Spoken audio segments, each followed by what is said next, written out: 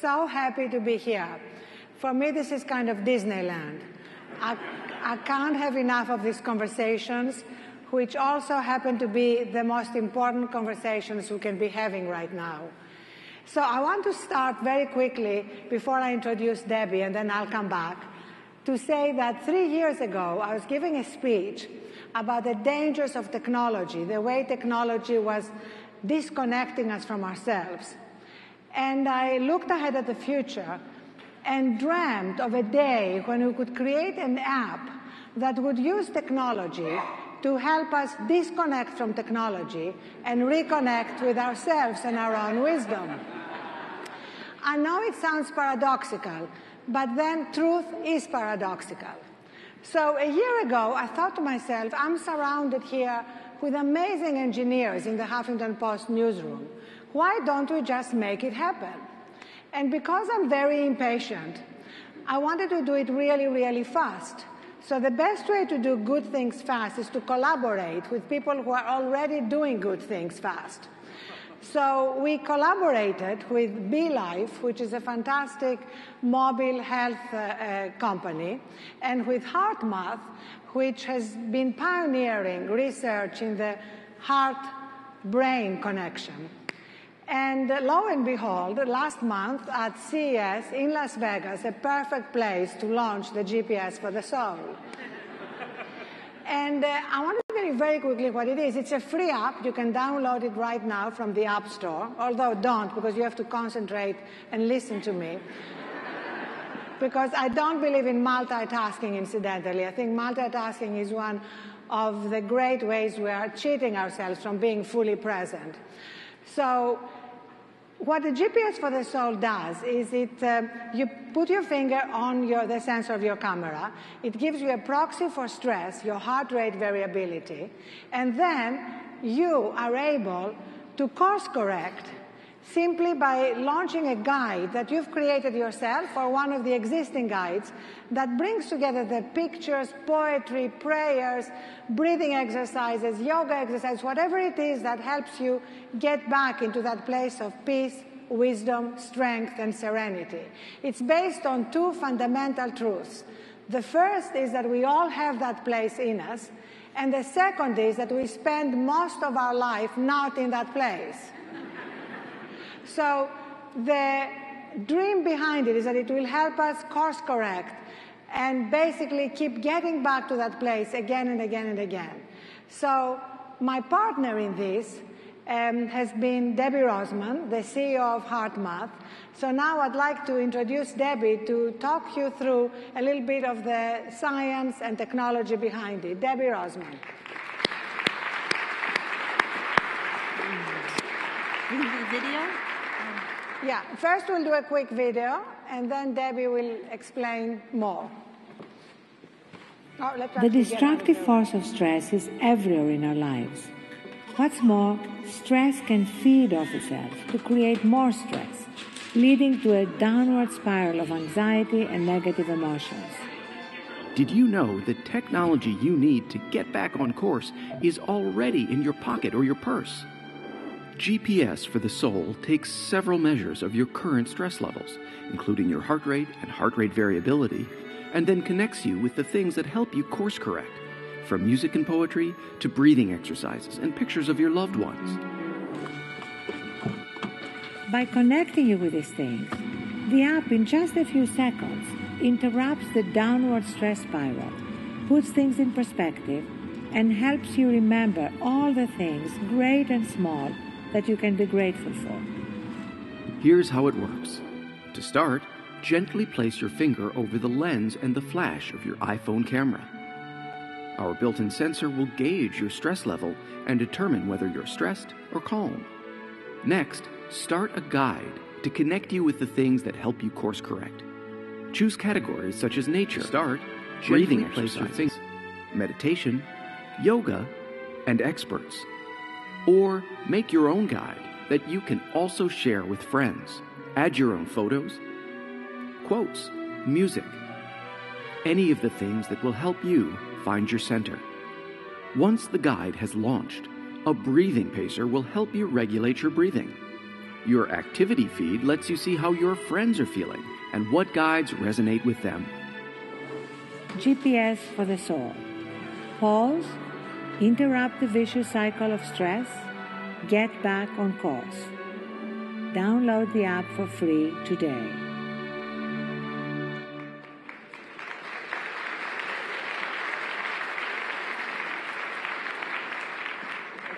Thank you, Arianna. I wanted to give you a little history of how this all evolved and how HeartMath began. And for myself, a little background, I'm a 40-year committed meditator, and most of the people at HeartMath, 30 of us who helped Doc Childry found it in 1991, which is over 20 years ago, have been meditating 30 years or so, and we were all part of a consciousness group back in the mid-80s.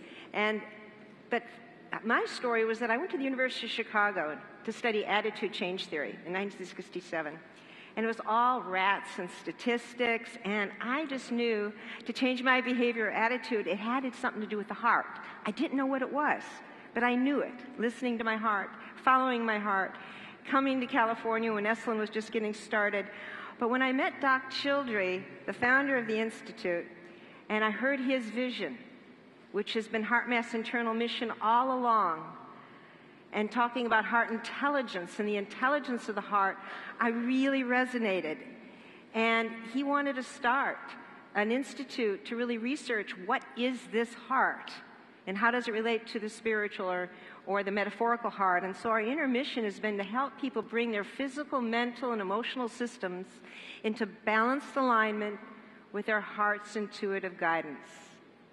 Heart intelligence. And this unfolds the steps to fulfillment through becoming who we truly are, heart-empowered individuals who choose the way of love, demonstrated through compassionate care for the well-being of others, ourselves, and planet Earth. This has been behind HeartMath. So then we got into the lab and we started researching. And we looked at EEG and ECG and galvanic spin response. And in 1991, when we founded the Institute of HeartMath to really see if we could map out these links between heart, brain, stress, and performance. We developed research-based trainings and technologies, very assessment-driven pre and post. And we've been in the trenches, actually, the last 7 years in schools, healthcare systems, corporations, finding out what worked to help people really reduce stress, improve performance, and measuring it. We've achieved significant ROI and healthcare cost reductions for our corporations between $500 and $1,000 per employee. So how did we do it? Where did we look? At one point, Doc Childry said from his own ponderance, he said, look at the spaces between the heartbeat. And we went, what? And that's where we looked at heart rate variability, the beat-to-beat changes in heart rate and the spaces between the heartbeat to see if we could find emotion or any connection between motion and the heart, in the physical heart. And what we found in our research published in the American Journal of Cardiology is that indeed our stressful emotions, frustration, anxiety, worry, irritation, and any stressful emotion creates a really jagged pattern in the heart rate variability or heart rhythm. And we also found that, surprisingly, not surprising to anyone here, that genuine feelings of gratitude, care, love, compassion, appreciation created these beautiful harmonic sine wave-like ordered rhythms. And we realized through further research on how the heart talks to the brain from others as well as ourselves, that when the frustration and irritation occurs, that really it's inhibiting cortical function because our heart actually helps regulate the emotional response. It helps regulate the brain. There's more nerves going from the heart to brain, telling the brain what the body feels than the other way around. And that was revolutionary to make public, even because that means listening to our heart, following our heart, shifting to our heart really is affecting our brain. And as we activate love, care, compassion, appreciation, and get into the synchronized, coherent state, the thalamus, which synchronizes cortical function, the amygdala, whose core cells synchronize to the heart rhythm, they're all facilitated by compassion, by appreciation, by love, by the things we all intuitively know. So we then realized, okay, you're either out of sync or in sync. How do we make this simple so people get their heart and brain in sync? How do we provide them with simple tools, research-based and technologies? And we developed a whole series called the HeartMath System. Doc's mission was to, after some science, develop a system that the taxi cab driver can use with no dogma, no ritual needed, but a science-based system to activate the power and intelligence of the heart and help people live heart-based living and activate compassion and love. And as we developed these techniques, we did pre- and post-assessments. We worked in companies. 60% drop in depression, 40% drop in anxiety, huge drops in all of the stressful emotions, and then the health consequences of that within 6 to 9 weeks, and sustained for 6 months. Many sustained for 1 year because they started to listen to and follow their heart. These are our current key clients, and also Mayo and U.S. military and resilience building. So we've been really proving the system out and developing technologies. Some of you may have heard of our M-Wave technology, where you can see your own heart rhythms in real time change when you're frustrated, and then when you then become mindful, heartful with compassion, love, kindness. And we help people actually shift the baseline, reset their response to stress, and have more of this heart coherence in their baseline with the M-Wave desktop and the little portable handheld. You get in the green, that's when you're in coherence. So Arianna saw this, and then we started developing our own M-Wave iPhone app, which we're just launching this weekend here. And you come by our HeartMath booth, you can see it, where you get the full M-Wave experience there. But to scale this to millions, to take this to the world, to really be able to help the planet shift to the heart. There's an old Indian saying, the longest journey that a man or woman will ever take is the journey from head to heart.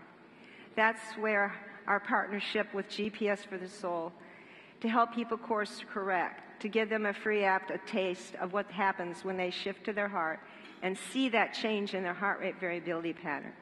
It's a passion that we share with Huffington Post, Be Live, and that we are so happy to be able to share that with you, because we feel when people can shift to love and care and compassion, empower their hearts, they are empowering their brain, they're empowering their executive decision, and they're helping to shift the planet.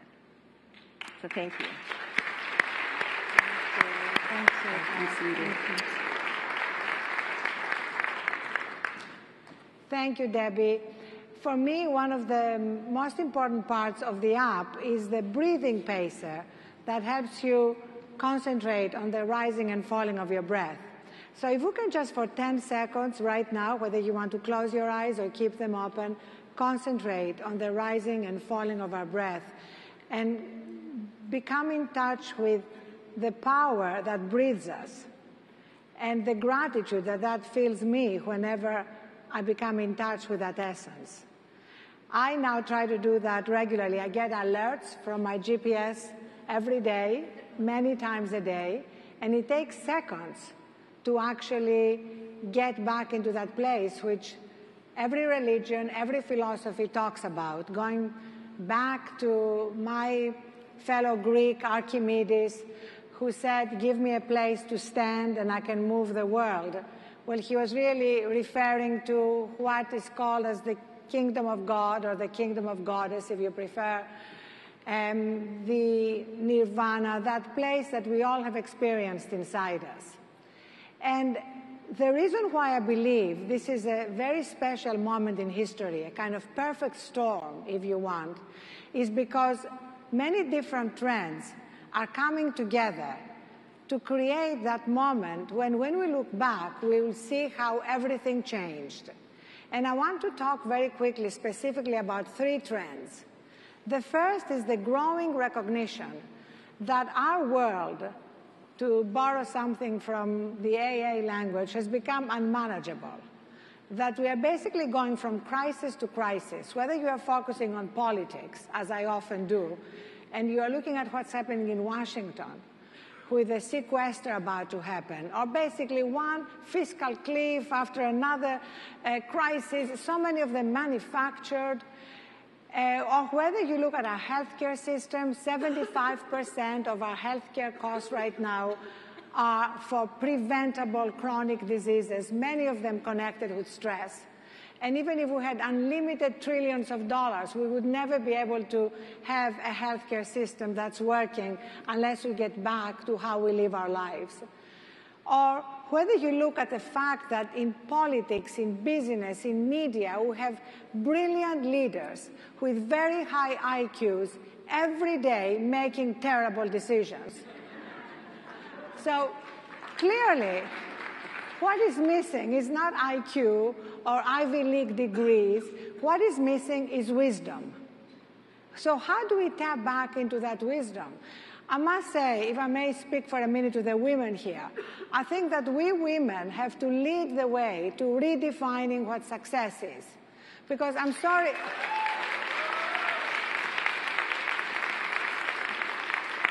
I'm so happy to see many men applauding, because it's going to be fantastic for you too. Because basically,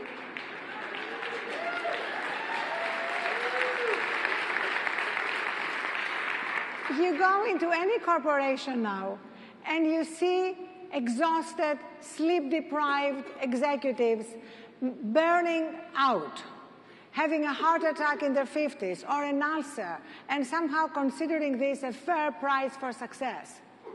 And the reason why I think women need to redefine success is because there is another way to do it.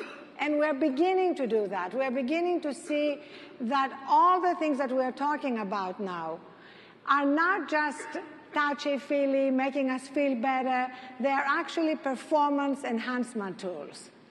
At the Huffington Post, for example, we have 2 nap rooms. At the beginning, people were reluctant to use them. Now they're always booked. They realize the importance of having a quick nap in the middle of the afternoon and the difference it makes. Although I must say, the other day I was going by and there were 2 people coming out of the nap room. But my feeling is whatever it takes to recharge.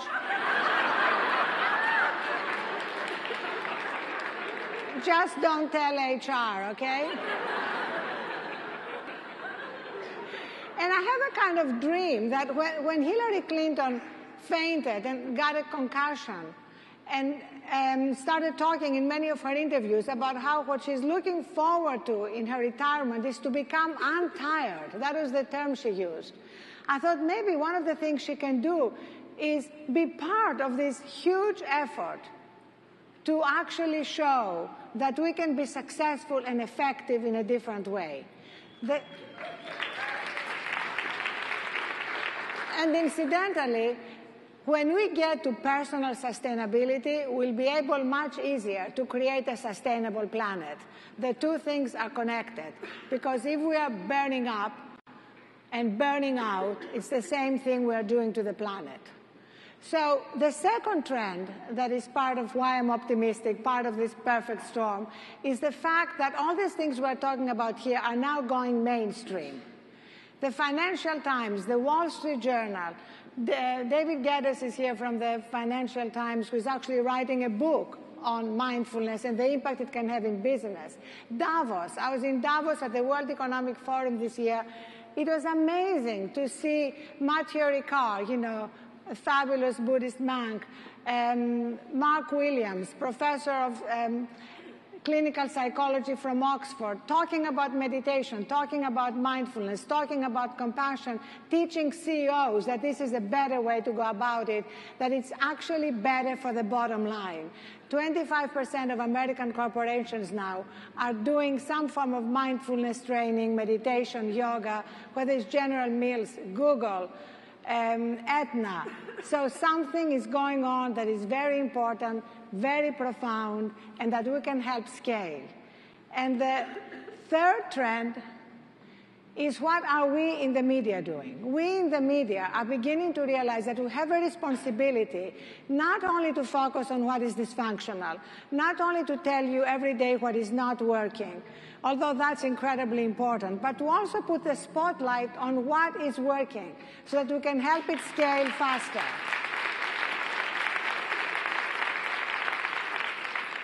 So at the Huffington Post now, I have taken 18 of our sections and put them together under the theme of less stress, more living. So whatever section you are looking at, whether it is parents, we just launched a great club, the Less Stress Parenting Club, and 3,000 parents joined within days, with newsletters, with every tool we can help parents get through parenting joyfully and effectively instead of being perpetually stressed and sleep deprived. Whether it's your wedding, why can't you have a wedding during which you are also present? I barely remember my wedding. I do actually remember my divorce. So we have, of course, a divorce section at the Huffington Post because we have 80 sections. You know, we try to cover every interest and passion. And it was actually, our divorce section was the brainchild of Nora Ephron, our editor-at-large, who said to me one morning, we must start a divorce section because marriage comes and goes, but divorce is forever. So our divorce section shows how you can get divorced and learn to co-parent with less stress, etc., etc. And all that, of course, leads to the GPS for the Soul app because it can help every day, multiple times a day, course correct when we fall off that place, that center that we all know we have. So let me just sum it all up very quickly by saying, because of all these trends coming together, we have an opportunity to have a critical mass that will fundamentally transform our world. And those of you who are here are already part of that critical mass.